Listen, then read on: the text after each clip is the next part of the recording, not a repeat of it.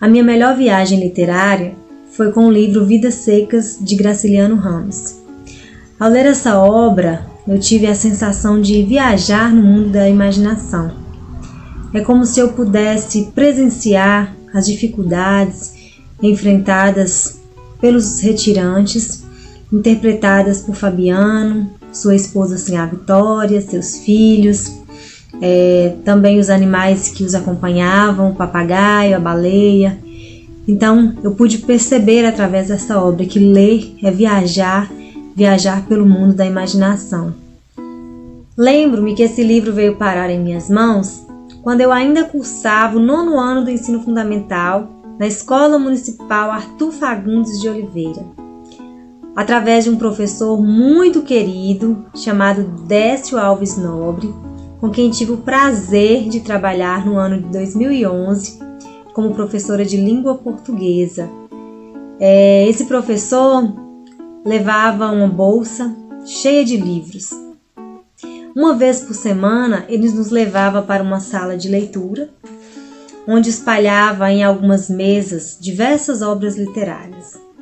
E nós tínhamos a oportunidade de escolhermos um livro para fazermos uma leitura de prazer, uma leitura de deleite.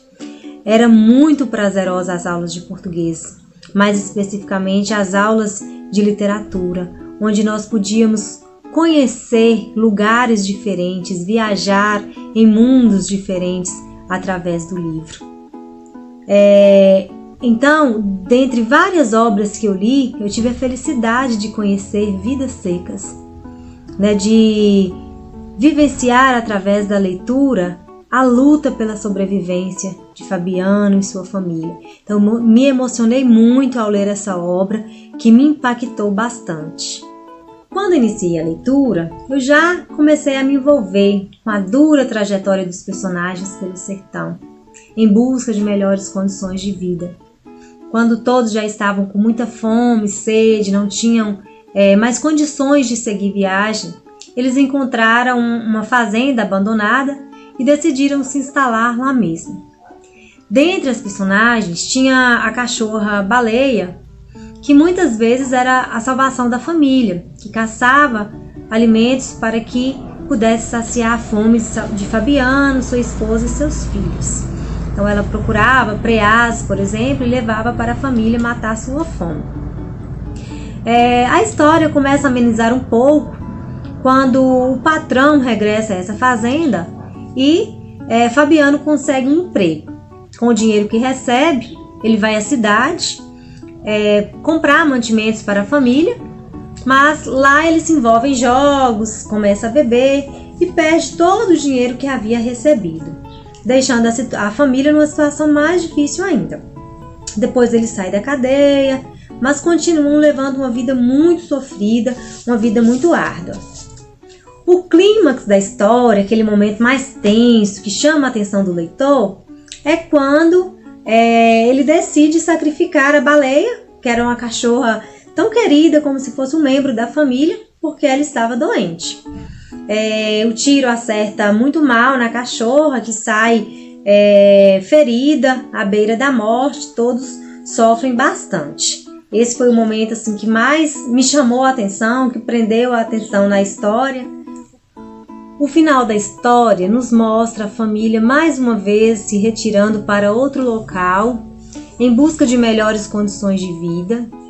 E ao ler a obra, o que ficou foi um sentimento de tristeza, um sentimento de dor, ao ver as pessoas sofrendo tanto em busca de melhores condições de vida, lutando contra a seca que castigava as plantas, os animais e principalmente as pessoas que não tinham o que comer, o que beber e lutavam duramente para conseguir algo melhor na vida.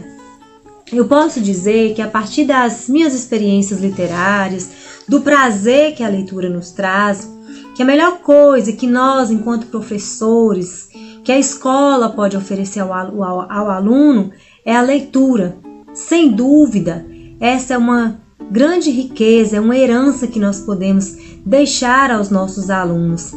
E, sem dúvida, é a leitura que contribui para uma melhor escrita, para uma melhor oralidade, para ampliação do vocabulário e o melhor de tudo é poder viajar a lugares incríveis, a lugares impactantes por meio de um livro.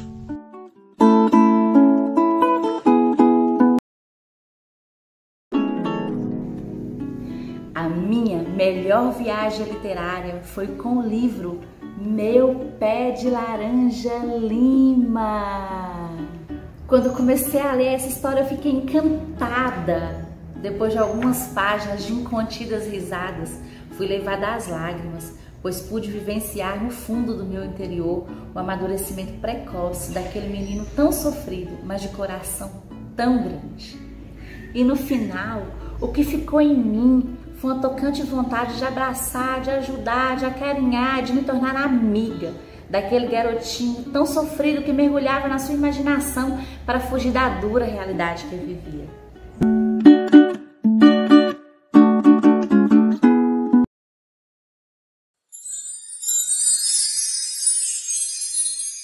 A minha melhor viagem literária foi com o livro Os Miseráveis, de Victor Hugo, uma adaptação de Valci Carrasco. Lembro-me que este livro veio parar nas minhas mãos quando eu estudava na escola normal. Eu tinha o hábito de chegar mais cedo e ir à biblioteca.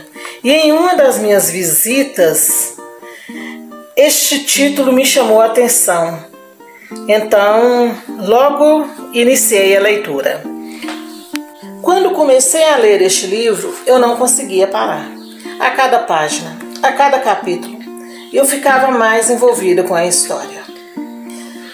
Fiquei encantada, mesmo porque o autor consegue, de certa forma, nos prender. Ao falar da história de Jean Valjean, imagine um homem ser preso, ficou condenado a 19 anos de trabalhos forçados. Na verdade, essa pena ia aumentando, devido ele tentar fugir. Completando 19 anos de trabalho forçado por ter roubado um pão para alimentar os seus sobrinhos. Quando ele sai, ele não consegue ser aceito na sociedade. Ele não consegue nem mesmo um lugar para ele poder passar a noite e o alimento. Então, já nessa história aí, eu já fiquei bem interessada em querer saber qual seria o desfecho. Vale a pena ler.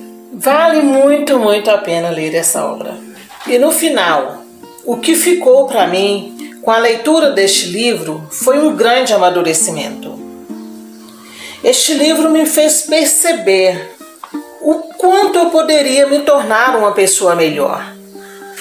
Me fez verificar, identificar que ao meu redor também existiam miseráveis e ainda existem. E por isso que eu super indico este livro.